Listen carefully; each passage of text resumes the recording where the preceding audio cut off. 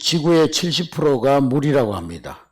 근데 우리의 몸도 70%가 물로 구성이 되어져 있습니다. 우리 사람이 40일 동안을 음식을 먹지 않아도 살 수가 있다고 합니다. 그러나 물은 7일만 먹지 않으면 생명을 잃어버리게 됩니다. 그래서 물이 한 번은 사람들에게 그랬대요. 나를 물로 보냐? 그랬답니다. 그 물은 그냥 물이 아니고 생명입니다. 따라하겠습니다. 물은 생명이다. 오늘 본문 시편 42편 1절 말씀해 보니까 다 같이 읽겠습니다. 시작. 하나님이여 사슴이 시냇물을 찾기에 갈급한 같이 내 영혼이 주를 찾기에 갈급하나이다. 2절 시작. 내 영혼이 하나님 곧 살아계시는 하나님을 갈망하나니 내가 어느 때에 나아가서 하나님의 얼굴을 배울까. 3절 사람들이 종일 내게 하는 말이 내 하나님이 어디 있느냐 하오니 내 눈물이 주야로 내 음식이 되었도다. 여러분들은 오늘 이 3절 말씀처럼 눈물이 목을 타고 내려가서 음식이 되는 그런 경험을 해본 적이 있습니까? 인생의 쓰라린 아픔, 고통 때문에 눈물이 하염없는 눈물이 흘러서 그 눈물이 목을 타고 내려가서 음식이 돼 본 그런 경험이 있습니까? 제가 군대 가서 유교 훈련을 받는데 한 100km 가까운 거리를 걸어가 가지고 한 2주 동안 유교 훈련을 받고 또 한 100km 가까이를 걸어서 본대에 기대를 합니다. 근데 그 유교 훈련 가운데 어떤 훈련이냐면은 웅덩이를 이렇게 폭이 한 4, 5m 되는 웅덩이를 파놓고 거기에 막 완전히 썩은 물들이 고여 있습니다. 또 거기다가 소대원들을 다 삥 둘러서게 해가지고 거기다가 이제 오줌을 싸라 그러는 거예요. 거기다 삥 둘러서 가지고 거기다 오줌을 막 넣습니다. 이제 군대 갔다 오신 분들은 다 경험이 있으시죠. 그렇게 하고 나서는 이제 그네타기라는 훈련을 하는데요. 맞은편에서 우리 김세희 집사님 고개 끄덕끄덕 하는 거 보니까 유교훈련 받아본 경험, 유교훈련 받아보셨어요? 네. 반대편에서 이제 그네를 이렇게 보내줘요. 그네를 보내주면은 그네가 오면 거기다 다리를 탁 걸어가지고 건너편으로 이렇게 딱 반동을 이용해가지고 건너편으로 딱 건너뛰는 거예요. 근데 한 10명 중에 한 대여섯 명은 다 그 웅덩이에 빠집니다. 쉽지가 않아요. 그게. 조금 깊게 다리를 깊게 걸면은 앞으로 꼬꾸라지고 좀 짧게 걸면은 뒤로 자빠지고 그래서 이게 건너간다는 게 쉬운 일이 아닙니다. 근데 이제 제 차례가 돼가지고 그네가 이렇게 왜 벌써 웃으세요? 그네가 딱 오는데 제가 건너갔을까요? 못 건너갔을까요? 믿음도 좋으시네. 제가 지금은 몸이 이렇지만 그때는 몸이 47kg였어요. 아주 날렵하게 다리를 탁 걸어가지고 아주 성공적으로 탁 건너가지고 사뿐 뛰어내렸습니다. 그리고는 얼마나 좋은지 아싸 이런 거야. 내리자마자 아싸 이러니까 교관이 있다가 36번 올빼미 좋습니까? 그러는 거야. 예 좋습니다. 그러니까 다른 사람들은 빠지는데 그거 보고 좋습니까? 그러는 거야. 좋습니다. 그러니까 위치로 그러는 거야. 다시 원위치로 가가지고 다시 하라는 겁니다. 다른 사람들 다 빠지는데 자기 혼자 건너갔다고 좋아가지고 아싸 그러니까 원위치로 가라는 거예요. 그 원위치로 갔는데 상대방에서 반대편에서 그네를 이렇게 싹 밀어가지고 보내주는데 이번에는 일부러 나 빠지게 하려고 약간 짧게 보내주는 거예요. 그래서 제가 다리가 길으니까 딱 걸었는데 발목이 딱 걸린 거예요. 그래서 뒤로 보기 좋게 팍 빠져버렸어요. 그 오줌통에 완전히 빠져가지고 정말 똥통에 빠진 고양이처럼 온몸에 오줌을 뒤집어 쓰고 또 나왔는데 엉엉엉 기어가지고 웅덩이에서 나왔는데 앞으로 굴러 뒤로 굴러 막 그래가지고 완전히 그 진흙탕에 그냥 온몸이 다 그냥 엉망진창이 되어버린 겁니다. 그러고 나서 식사 시간이 돼가지고 밥을 먹는데 완전 거지꼴이 돼가지고 밥을 먹는데 내가 이러려고 군대를 왔던가 울려고 왔던가 웃으려고 왔던가 그러면서 밥을 먹는데 정말 눈물이 밥을 타고 음식이 되어서 목구멍으로 넘어가는 그런 경험을 했던 적이 있습니다. 여러분들은 살아오면서 정말 눈물이 목을 타고 음식이 되어 넘어가 본 적이 있습니까? 우리 한국교회 초창기에 선교사님이 이렇게 수염을 다 기르신 선교사님이 와서 설교를 하는데 어떤 권사님 한 분이 눈물을 펑펑 흘리면서 막 은혜를 받고 있는 거예요. 그래서 선교사님이 설교가 끝나고 나서 그 권사님이 은혜 받는 모습을 보고 너무 감동이 돼가지고 권사님 오늘 말씀에 은혜를 많이 받으신 것 같습니다. 어떤 부분에서 은혜를 받았냐고 그랬더니만 이 권사님이 하는 말이 선교사님 수염을 이렇게 쏙 길러가지고 설교를 하시는데 3일 전에 죽은 우리 염소 새끼 수염이 생각나가지고 또 선교사님이 십자가에 죽으신 예수님에 대해서 설명하면서 예수님이 운명하실 때 이렇게 하셨다고 그러는데 그 소리 지르는 모습을 보면서 우리 염소가 죽을 때 그러면서 죽은 모습이 생각나서 울었다고. 여러분, 여러분의 감정에 의해서 흘린 눈물, 이런 눈물 말고 정말 하나님의 은혜가 너무 감사해서 말씀 듣는 가운데 그 말씀이 너무나 감격스러워서 여러분들이 울어보신 적이 있느냐 하는 것입니다. 뭐 인생살이가 서러워가지고 힘들어가지고 억울해가지고 흘린 눈물 말고 정말 내가 하나님 앞에 은혜 받을 자격이 없는데 하나님께 사랑받을 자격이 없는데 하나님의 사랑이 너무도 크고 은혜가 너무도 뜨거워서 그래서 목 놓아 울어보신 적이 있느냐는 말씀입니다. 오늘 시편 42편과 43편은 두 개의 시로 되어 있지만은 한 편의 시입니다. 하나로 연결된 시예요. 시의 제목을 보면은 고라 자손의 마스길이라 그렇게 기록하고 있습니다. 따라하겠습니다. 고라 자손의 마스길. 인도자를 따라 부르는 노래 고라 자손의 마스길이라 그렇게 기록이 되어 있습니다. 마스길이라는 뜻은 교훈시라는 그런 뜻을 가지고 있습니다. 따라하겠습니다. 교훈시. 이 고라 자손은 몰락한 자손입니다. 이 조상들이요 몰락해버렸어요. 그리고 겨우 그 몰락하는 가운데 몇 아들만 살아남은 그런 자손이 고라 자손입니다. 이 몰락한 가문 고라 자손이 시인이 되어서 찬양 인도자가 되어서 함께 불렀던 노래가 오늘 이 시편 42편 43편의 말씀인 것입니다. 여기에 중요한 소중한 교훈이 있어요. 고라 자손은 제사장 족속이었습니다. 레위 자손의 정손이었어요. 레위의 정손이었는데 이 사람들이 이스라엘 이 광야 시절 광야길을 가는 동안에 모세에게 대적합니다. 그들이 막 고라 자손이 당을 지어가지고 하나님이 세운 지도자 모세에게 대적하면서 막 그들이 반기를 들었어요.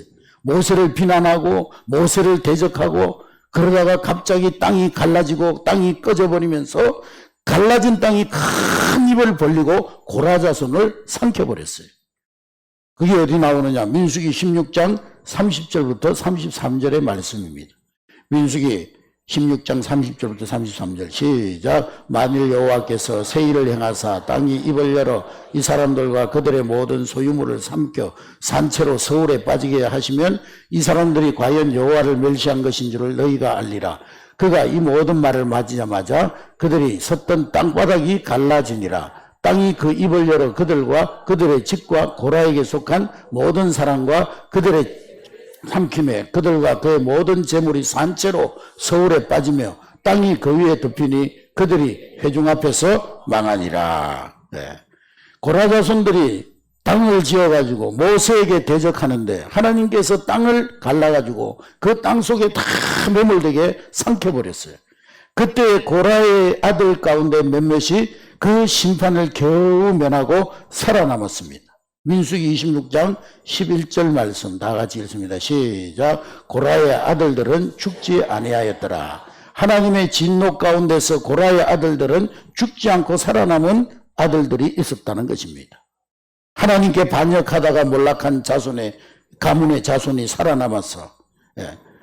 우리 조상들은 하나님을 대적하다가 망했지만은 우리 가문이 망했지만은 우리는 어떻게 하든지 하나님의 은혜에 보답하려고 그들은 가진 예를 쓰는 거예요. 그래서 드디어 그들이 다윗 시대에 이르러 가지고 제사장 가문으로서의 명예를 회복하게 됩니다. 다윗이 왕이 되어가지고 나라에 있는 그런 비천한 자들, 또 목자를 잃은 양같이 방황하던 천민들, 상처받은 사람들, 빚진 자들, 억울하게 쫓겨나 노숙인이 되고 깡패가 된 그런 민초들, 이런 사람들이 이 다윗 왕에게 모여듭니다.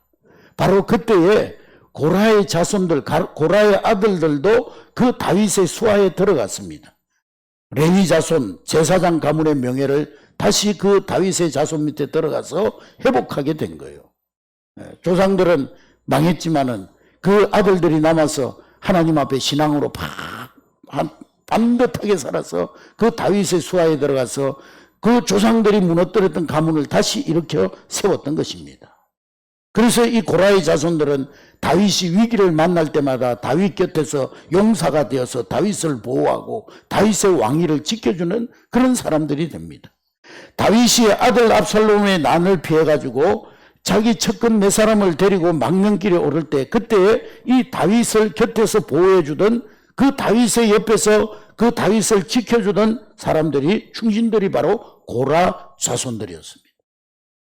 조상들이 저주를 받아 죽을 때 살아남은 고라의 아들들인 거예요. 망명길에 예배할 수 없어서 눈물 짓는 이 다윗의 심정을 헤아리면서 같이 마음을 아파합니다.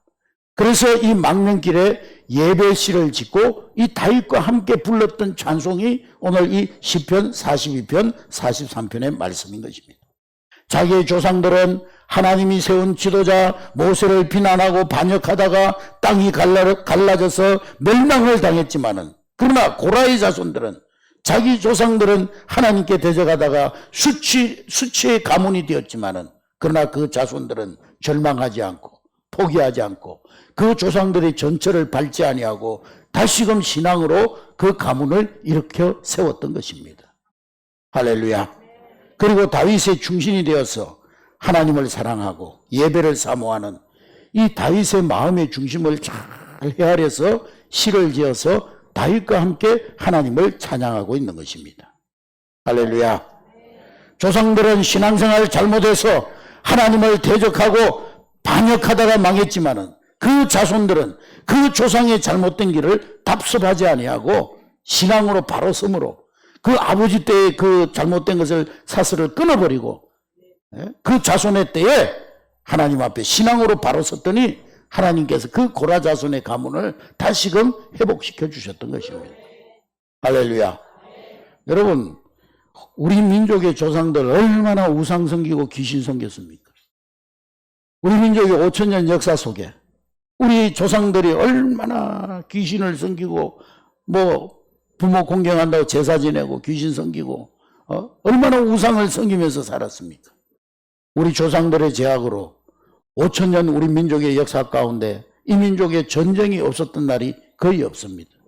한반도의 역사는 수많은 전쟁과 남의 나라를 침략해서 들어와서 이 나라를 짓밟고 이 나라의 그 사람, 이 나라의 젊은이들, 이 나라의 부녀자들을 그냥 볼모로 끌고 가고 저 중국으로, 몽골로, 일본으로, 러시아로 전쟁의 볼모로, 노예로 끌고 가서 망명 생활을 계속했던 것이 우리 민족의 역사입니다. 뼈아픈 역사예요. 그러나 그 후손들은 조상들의 전철을 밟지 않았습니다. 복음을 받아들이고 조상들이 섬기던 우상을 버리고 하나님을 찾고 신앙으로 120년, 130년 이 나라가, 이 민족이 살았더니 오늘 이 대한민국이 정말 세계 위에 우뚝 서는 선진국으로 세워지게 된 거예요. 할렐루야. 그래서 기독교는 회복이 있는 종교입니다. 기독교는 다시가 있는 종교예요. 기독교는 생명의 종교인 것입니다. 망했으나 다시 일어설 수 있고, 죄를 지었으나 회개하면 용서받을 수 있고, 버림받았으나 다시 사랑받을 수 있고, 몰락한 가문이지만은 다시 명예를 되찾아 하나님 앞에 쓰임받을 수 있는 그런 종교, 그런 신앙이 바로 우리 기독교 신앙인 것입니다. 할렐루야. 고라 자손들이 오늘 우리에게 전하는 메시지가 바로 그거예요. 다시가 있다는, 예수 안에서는 다시가 있고 회복이 있고 생명이 있다는 것입니다. 고라 자손들 분명 이름이 있었을 거예요. 아무리 몰락한 가문의 자손들이지만은 이름은 다 있겠죠. 예. 종놈들도 이름이 있는데, 노예도 이름이 있는데, 돌쇠, 뭐 개똥이 이름이 있잖아요. 예. 길동이. 그런데 오늘 이 고라 자손들은 이름을 부르지 않고 그냥 고라 자손이라 그렇게 성경이 기록하고 있습니다. 왜 그랬을까요? 고라 자손들의 그 고라의 조상들은 엄청난 실수로 그 가문을 망하게 만들었지만은, 그러나 그것을 다시 회복하여서 만회하는 자손들, 그 고라 자손들이 그 조상들과 대조적으로 얼마나 아름다운 자손들이냐는 거예요. 조상들은 하나님을 대적하고 지도자에게 반역을 일으키고 그리고 하나님 말씀에 불순종하다가 망했지만은, 그 자손들은 그 조상들의 전체를 밟지 아니하고 그 가문을 회복하고 만회하는 그 자손들, 얼마나 조상들과 대조적으로 아름다운 자손들이냐는 겁니다. 그들은 조상들의 실패를 거울 삼아서 조상들의 전체를 실패를 답습하지 아니하고 바른 길을 선택하고 믿음의 길을 선택함으로 승리의 길을 걸어갔던 것입니다. 할렐루야. 어제의 실패를 거울 삼아서 오늘의 승리로 이끌었던 것입니다. 그래서 이름을 쓰지 않고 고라의 자손 마스길. 비록 조상들은 가문을 문 닫고 망하게 만들었지만 그 자손들은 이렇게 다시 하나님의 은혜로 회복되었다. 그래서 고라의 자손 마스길이라고 이름을 붙였던 것입니다. 할렐루야. 사랑하는 성도 여러분, 여러분 인생길에도 크고 작은 실패를 경험하셨습니까? 하는 사업이 어려움에 봉착하고 그 앞길이 문이 닫혔습니까? 가정에 어려움이 찾아왔습니까? 건강에 적신호가 들어왔습니까? 자녀들이 여러분들을 힘들게 합니까? 우리 젊은이들, 청년들은 취업시험에 떨어지고 친구가 떠나고 또 여러 가지 내 앞길에 대한 두려움과 불안함이 있습니까? 그러나 좌절해서는 안 되는 것입니다. 야구 선수들이요, 10번 공을 던지면은 3번만 맞춰도 그 사람은요 에이스가 돼요. 그 팀의 에이스가 돼요. 4말만 돼도. 10번 중에 7번 실패하고 3번만 성공해도 그 사람은 에이스가 돼요. 7번 헛스윙하다가 9번 헛스윙하다가 한 번 딱 때려가지고 홈런 때리면 모든 경기가 뒤집어지는 거예요. 여러분, 실패의 자리에서 다시 한번 일어나서 믿음의 방망이를 힘껏 휘두르는 여러분 될 수 있기를 주의 이름으로 축복합니다. 이번에는 담장을 훌쩍 넘길 수도 있어요. 아멘. 인생에 수없는 실패를 경험했던 에이브럼 링컨 대통령, 도지사 선거에도 떨어지고 국회의원 선거에도 떨어지고 부통령 출마했다가 떨어지고 수없는 실패를 경험했던 이 에이브럼 링컨이 그런 말을 해서, 내가 실패할 때마다 악마는 나에게 와서 귀에다 대고 속삭였다. 네 인생 끝났다. 이제 소망이 없다. 너 인생은 이제 아무 소망이 없어. 그렇게 속삭였다는 거예요. 그러나 하나님은 내게 찾아오셔서 내 귀에 대고 아니야, 이제부터 시작이야. 새 길을 갈 수 있어. 일어나, 나와 함께 가자꾸나. 멋지게 일어나서 멋진 일을 네가 할 수 있어. 그렇게 말씀하셨다는 것입니다. 그때마다 나는 악마의 말에 귀를 기울이지 않고 하나님의 말씀에 귀를 기울였다. 그렇게 고백하고 있습니다. 여러분, 경제적인 어려움이 있습니까? 건강에 어려움이 찾아왔습니까? 인간관계에 실패가 있습니까? 자녀들 때문에 힘드십니까? 신앙생활의 재미를 잃어버렸습니까? 그러나 그리스도 예수를 주로 고백하는 우리는 다시 일어날 수 있는 거예요. 다시 회복할 수 있는 것입니다. 다시 시작할 수 있습니다. 믿음이 약해졌지만 강한 믿음의 사람으로 다시 일어설 수 있습니다.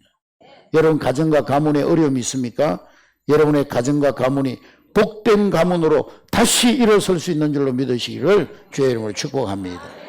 할렐루야. 시인 고라의 자손들은 이 다윗왕을 모시고 망명길을 다니면서 그 다윗왕의 마음을 깊이 들여다봤어요. 왕이 하나님을 얼마나 갈망하는지, 하나님의 성전에 들어가서 예배하기를 얼마나 사모하는지, 하나님의 말씀을 듣고 하나님의 임재에 젖어들어서 한 걸음 한 걸음 하나님께로 나아가는 그 일을 얼마나 그리워하는지 이 고라의 자손은 다윗 왕의 마음을 깊이 들여다본 것입니다. 그래서 다윗 왕이 목마르게 그리워하는 것은 어떤 다윗 왕궁의 어떤 상하침대나 또 기름이 질질 흐르는 산의 진미나 진수성찬이 아니었음을 이 고라자손은 알았던 것입니다. 오직 하나님 앞에 나아가서 하나님 만나고 하나님께 예배하고 하나님과 자신의 모든 인생의 문제를 의논하면서 하나님 말씀 듣는 것, 그것을 다윗 왕이 너무도 사모하고 있고 다윗 왕이 사모하는 유일한 한 가지가 그거였음을 이 고라자손은 들여다보았던 것입니다. 다윗이 왜 그토록 이 하나님 앞에 나아가 예배하는 그 한 가지를 사모하고 거기에 목말라 했을까요? 예배 안에 모든 것이 다 있기 때문입니다. 따라하겠습니다. 예배 안에 모든 해답이 있다. 네. 여러분 기억하시기 바랍니다. 예배 안에 모든 해답이 있는 거예요. 예배의 회복이 있는 거예요. 내가 가야 할 길이 예배하는 이 자리에 있는 거예요. 넘어졌다가 일어날 힘이 예배하는 이 자리에 있는 거예요. 하나님과의 만남, 닫힌 문이 열려지고 새 길이 열려지고 희망과 꿈이 있는 그것이 바로 예배의 자리인 것입니다. 하나님의 임재와 사랑이 바로 예배의 자리에 있기 때문인 것입니다. 할렐루야. 그래서 오늘 그 성전 예배의 그리움을 오늘 고라자손 시인은 이렇게 표현합니다. 1절 말씀해 보니까 하나님 사슴이 시냇물을 찾기에 갈급한 같이 내 영혼이 주를 찾기에 갈급하나이다. 네. 이것은 고라자손의 시지만은요, 고라자손이 다윗의 마음을 깊이 들여다보고 다윗의 심정, 다윗 왕의 마음을 그린 시예요. 네. 사슴은 자태가 곱고 아주 우아한 동물입니다. 사슴이 평소에는요 얼마나 조용하고 또 얼마나 얌전한지 몰라요. 근데 이 사슴이 목이 마르면은요 큰 소리로 꽥꽥 소리를 지른답니다. 금방 죽을 것처럼 막 헐떡거리고 이리 뛰고 저리 뛰고 미친 듯이 물을 찾는다는 거예요. 가을이 되면은 사슴들이 짝짓기 하는 시기가 되는데 몸에 변화가 일어나면서 막 열이 높아집니다. 네. 목마름이 극심해집니다.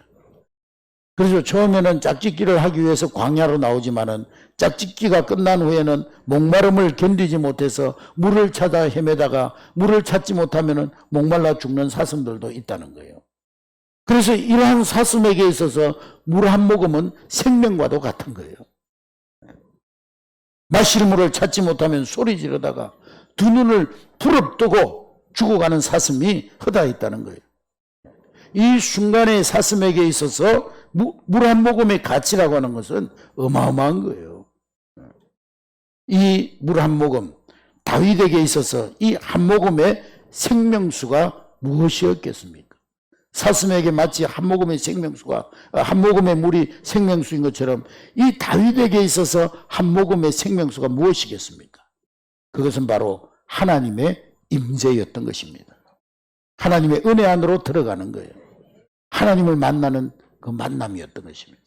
하나님 앞에 예배하는 거룩한 행위, 그것이 그립다는 거예요. 그것이 목마르다는 거예요. 하나님의 사람들이 반드시 마시고 먹어야 할 생명수, 일평생 빼앗기지 말아야 될 은혜가 바로 감동적인 예배를 드리는 거예요. 예배의 자리인 것입니다. 예배에 올 때마다 우리는 하나님을 경험하고 하나님의 임재를 체험해야 될 줄로 믿습니다. 예배를 통해서 하나님의 임재를 체험할 때 우리의 삶의 모든 문제가 풀어지게 되는 것입니다. 새 힘을 얻게 되고 내가 새로워지게 되는 것입니다. 그래서 2절의 말씀에 보니까 2절 말씀 다 같이 읽습니다. 시작. 내 영혼이 하나님 곧 살아계시는 하나님을 갈망하나니 내가 어느 때 나아가서 하나님의 얼굴을 배울까. 예. 이 하나님의 얼굴을 배운다는 것은 히브리 사람들은 하나님의 집 성전에 들어가서 하나님을 만나는 것을 하나님 얼굴을 배운다 그렇게 표현했어요. 예배를 통해서 내 기도가 하나님 앞에 연락되어지고 하나님의 뜻이 말씀을 통해서 응답을 통해서 나에게 임하는 그 사건을 하나님 얼굴을 배웁는다 그렇게 표현했던 것입니다. 여러분 다윗이 살아계신 하나님을 만나고 싶은 이유가 있습니다. 3절의 말씀에 보니까 3절 다 같이 읽습니다. 3절 시작. 사람들이 종일 내게 하는 말이 내 하나님이 어디 있느냐고 하오니 내 눈물이 주야로 내 음식이 되었도다. 내가 겪는 어려움, 내가 지금 고통, 이 아들에게 반란을 당해가지고 쫓겨다니고 도망다니고 내가 잘못해서 겪는 이 고통, 이것 때문에 아픈 것이 아니라 내가 실패하여 넘어져 있으니까 세상 사람들이 나를 바라보면서 꼴 좋다. 너 하나님 믿는다고 그러더니만 꼴 좋다. 세상 사람들이 비웃더라는 거예요. 하나님 믿는다고 하더니 너가 교회 가서 기도한다고 맨날 예배 드린다고 가방 들고 교회 다니더니 네 잘된 게 뭐 있어. 너 지금 꼴이 뭐야 지금. 예수 믿는다고 하면서 하나님 앞에 영광 돌리지 못하는 것, 하나님의 이름이 나 때문에 땅에 떨어지는 것, 내가 잘못해서 내가 힘든 일을 겪어서 하나님 앞에 영광 돌려야 될 그 시간에 하나님의 이름이 땅바닥에 굴러 떨어지는 것, 그것 때문에 내 마음이 괴롭다는 거예요. 세상 사람들이 다윗아, 네가 믿는 하나님 과연 어디 있냐? 네가 믿는 하나님이 과연 살아계시다면 네가 지금 이렇게 고난당하고 어려움당하고 도망다니는데 왜 하나님은 침묵하고 있단 말이냐? 이 말 때문에 괴롭다는 거예요. 다윗은요, 소년 시절 때 블레셋의 장수 골리앗이 하나님을 모독하고 살아계신 하나님 모독하고 자기 백성 이스라엘을 모독할 때 어떻게 했습니까? 너는 칼과 담창으로 내게 나오지만은 나는 네가 모욕하는 만군의 여호와의 이름으로 내게 가노라. 그러고는 물맷돌을 돌려가지고 골리앗을 멋지게 쓰러뜨렸잖아요. 할렐루야. 여러분, 이 세상을 살아가게 될 때, 하나님의 이름이 땅에 떨어질 때, 나 때문에 하나님의 이름이 조롱받을 때, 그것을 회복하기 위해 생명 걸고 앞으로 나아가서 내가 달라지고 내가 이 세상을 변화시키면서 살아가는 것, 그것이 바로 믿음을 가진 사람들의 삶의 모습인 거예요. 할렐루야. 그것이 바로 하나님의 자녀들의 하나님 앞에서의 의리요 신앙인 거예요. 아멘. 여러분, 인생 살면서 고난을 당합니다. 직장에서 때로는 해고를 당하고 사업을 접어야 될 때도 있고 또 불치의 병으로 고생당할 때도 있고 자녀들이 방황하고 실패하고 또 이혼하여 가정이 깨어질 때도 있어요. 그러나 이런 실패, 아픔보다 더 고통스러운 것은 세상 사람들의 조롱이에요. 조롱. 비웃음을 이겨낼 수 없사오니 하나님의 이름을 위하여 나를 살려주시옵소서. 하나님의 영광을 위해서 내 자녀들을 하나님 살려주시옵소서. 하나님의 영광을 위해서 나의 환경을 변화시켜 주시옵소서. 하나님의 이름이 거룩히 여김을 받기를 원합니다. 우리의 기도가 그렇게 되어야 하는 거예요. 오늘 다윗은 하나님을 살아계신 하나님이라고 불렀습니다. 살아계신 하나님. 따라하겠습니다. 살아계신 하나님. 세상 사람들은요, 다윗에게 네 하나님이 어디 있느냐? 하나님 죽었잖아. 너 하나님 살아계신다면 네가 왜 그런 고난을 당하느냐? 너 살아가는 모습이 그게 뭐냐? 왜 너는 그런 위기에 빠져 있느냐? 하나님이 살아계신다면은. 그렇게 조롱할 때 이 다윗은 하나님의 이름을 부릅니다. 살아계신 하나님, 이제 역사하여 주옵소서. 이제 일어나소서. 이제 제게 말씀하시옵소서. 살아계신 하나님. 할렐루야. 오늘 이 고라자손의 시는요, 오늘 우리에게 뭘 말씀하고 있냐? 문제를 바라보면 망한다는 거예요. 문제를 바라보면. 따라하겠습니다. 문제를 바라보면 망한다. 위기가 크면 클수록, 고통이 크면 클수록, 문제가 크면 클수록, 아픔이 지나면 지날수록 우리는 하나님을 소망하라는 거예요. 하나님을 바라보라는 거예요. 문제를 보지 말고 그 문제의 해결자이신 하나님을 바라보라는 것입니다. 시편 42편 5절 말씀해 보니까 시편 42편 5절 시작. 내 영혼아 네가 어찌하여 낙심하며 어찌하여 내 속에서 불안해하나. 너는 하나님께 소망을 두라. 그가 나타나 도우심으로 말미암아 내가 여전히 찬송하리로다. 여러분, 세상에서 가장 필요 없는 거 백해무익한 것이 뭐냐? 염려, 낙심입니다. 염려를 영어로 뭐라 그러죠? worry잖아, worry. 염려하지 말라 영어로 뭐죠? Don't worry. Don't worry. 돈 걱정하지 마라. 돈 염려하지 마라. Don't worry. Don't worry. 워리. 워리는요, 개한테나 던져주고 하나님 바라봐야 되는 거예요. 낙심은 백해무익입니다. 염려하고 근심하는 거 백해무익이요. 영국과 남아프리카, 네덜란드 사이에 큰 전쟁이 있었는데 남아프리카에 이주한 한 사람이 이상한 제목으로 사형을 당했어요. 그 제목이 뭐냐? 이 사람은요, 그 자기 진영에 다니면서 군사들에게 막 그러는 거예요.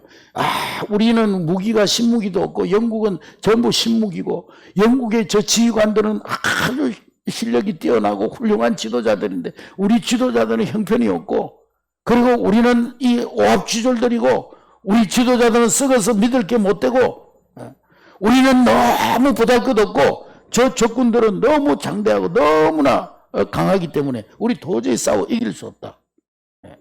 그 말이 전염병처럼 그 아군의 진영에 퍼져가지고 전쟁 한번, 총 한번 쏴보지도 못하고 그냥 져버린 거예요. 패전한 거예요. 그래서 많은 사람들 앞에서 낙심하는 말, 부정적인 말, 그런 말을 했던 사람을 공개적으로 사형했다는 거예요. 사형. 그 제목이 뭐냐? 낙심죄. 낙심하기 죄. 주위 사람들을 낙심시킨 죄. 오늘 우리도 눈에 보이는 것만 가지고 다른 사람들을 낙심시킬 때가 있어요. 부정적인 말로. 내 옆에 있는 사람들을 쓰러뜨리고 넘어뜨리고 낙심하게 할 수 있어요. 여러분 조심해야 되는 거예요. 눈으로 보이는 게 전부가 아니에요. 내 눈에 보이는 게 전부가 아니라니까. 눈에 보이는 것으로 낙심하고 절망하지 말고 눈에 보이지 않는 하나님 살아계심을 믿고 긍정의 말, 믿음의 말, 승리의 말, 생명의 말, 진취적인 말, 그걸 하면서 사는 여러분 될 수 있기를 주의 이름으로 축복합니다. 부정적인 말, 다른 사람 낙심시키는 말, 다른 사람들을 염려하게 만드는 말, 그 말은요 믿음의 사형말이요. 사형당할 수 있어요. 여러분 우리는 우리의 삶의 모든 문제들이 너무 많고 복잡하다고 아예 포기하거나 낙심합니다. 그러나 우리가 가장 소중한 단 하나의 가치, 단 한 명의 사람, 단 하나의 아이디어가 때로는 우리의 삶 전체를 시킬 수가 있어요. 우리는요 우리의 삶의 문제를 한꺼번에 단번에 해결하려고 합니다. 그런데 가장 중요한 문제, 그 중요한 한 가지, 그것을 해결하면은 큰 문제도 해결될 수가 있는 거예요. 그러니까 크고 많은 일을 하려고 하지 말고 지금 나에게 주어진 내가 하고 있는 그 한 가지를, 작은 일 한 가지를 승리로 이끌면은 그것이 더 큰 문제도 이겨낼 수 있는 그런 길이 되는 거예요. 작은 승리의 습관이 큰 승리를 이루게 되는 것입니다. 할렐루야. 여러분 다윗이 양을 치다가 처음에는 점심때가 되니까 배가 고프니까 식사거리를 찾으려고 토끼를 잡습니다. 물맷돌을 돌려가지고 저 오늘 점심 식사거리 토끼 잡아야지. 물맷돌을 돌려가지고 토끼 한 마리 잡아봤어요. 토끼를 맞추는데 온 힘을 기울이고 연습하고 그러다가 토끼 잡는 실력이 커졌어요. 그러다가 얼마 있다가 보니까 이리떼들이 습격해 오는데 토끼 잡는 실력을 조금 더 향상시켜서 이리떼가 오는데 그 물맷돌을 돌려가지고 이리떼의 급소를 맞춰가지고 이리떼를 잡습니다. 조금 있으니까 또 곰이 나타나요. 이 다윗이 처음부터 막 곰을 이기고 사자를 이기고 그런 게 아니에요. 처음에 토끼 한 마리 잡는 연습하고 그 다음에 이리떼 잡는 연습하고 그것이 쌓이면서 토끼를 잡아본 경험, 이리를 잡아본 경험, 작은 승리의 경험을 통해서 곰은 이렇게 해도 쓰러지겠구나. 사자가 이렇게 하면 쓰러지겠구나. 드디어 나중에는 누구까지 쓰러뜨렸어요? 블레셋의 대장 골리앗까지 넘어뜨리는 거예요. 나라를 살리는 사람이 된 거예요. 할렐루야. 여러분 인생에 많은 큰 문제가 있는 것 같지만은, 나에게 감당할 수 없는 많은 문제가 있는 것 같지만은, 그러나 한 가지 문제에 집중하여 기도하고 말씀으로 그 작은 문제를 이기고 또 그 자리에서 승리하고 일었으면 더 큰 문제를 이길 수 있는 영적인 내공이 쌓이게 되는 거예요. 할렐루야. 인생에 많은 과제가 있지만 가장 중요한 여기에서 하나님의 능력을 경험하게 되면 여러분 인생의 모든 문제를 하나님의 능력과 함께 이기며 승리하게 될 줄로 믿습니다. 다윗에게 있어서 그 한 가지 일, 그 중요한 한 가지 일, 내가 제일 먼저 해결해야 될 일, 하나님의 성전에 나아가서 하나님 만나면, 하나님이 내 모든 아픔을 보시면, 하나님이 간섭하시면 내 모든 문제는 해결된다. 할렐루야. 그런데 지금 피난살이 하면서 하나님 앞에 나가서 예배를 하지 못하니까, 하나님의 성전에서 예배하지 못하니까 마음이 너무 괴롭다는 거예요. 그 한 가지 일을 잃어버리고 난 다음에 모든 것을 잃어버린 것만 같다는 거예요. 그래서 하나님의 성전을 그리워하는 거예요. 오늘 시편 말씀에 보면은요, 다윗이 다윗 그 고라자손의 시를 보면 1인칭이 51번 나옵니다. 네. 그런데 우리가 나한테 빠져버리면은요, 내 문제에 매몰되면, 어려움이 있을 때 나만 바라보면, 내 능력만 헤아리면 실패하더라는 거예요. 근데 내가 하다가 결론이 뭐예요? 그 다음에는 하나님이라는 단어가 나옵니다. 하나님이라는 단어를 21번 사용합니다. 나에게 이런 문제가 있고, 이런 어려움이 있고, 이런 것도 있고, 이런 시험이 있지만, 하나님을 바라보면, 하나님을 소망하면, 하나님이 내 삶 속에 개입하셔서 하나님이 간섭하시고 하나님이 역사하시면 모든 문제는 해결되더라는 거예요. 할렐루야. 절정의 위기 상황 속에서 시인은 다윗 왕이 어떻게 문제를 해결하는지 봤어요.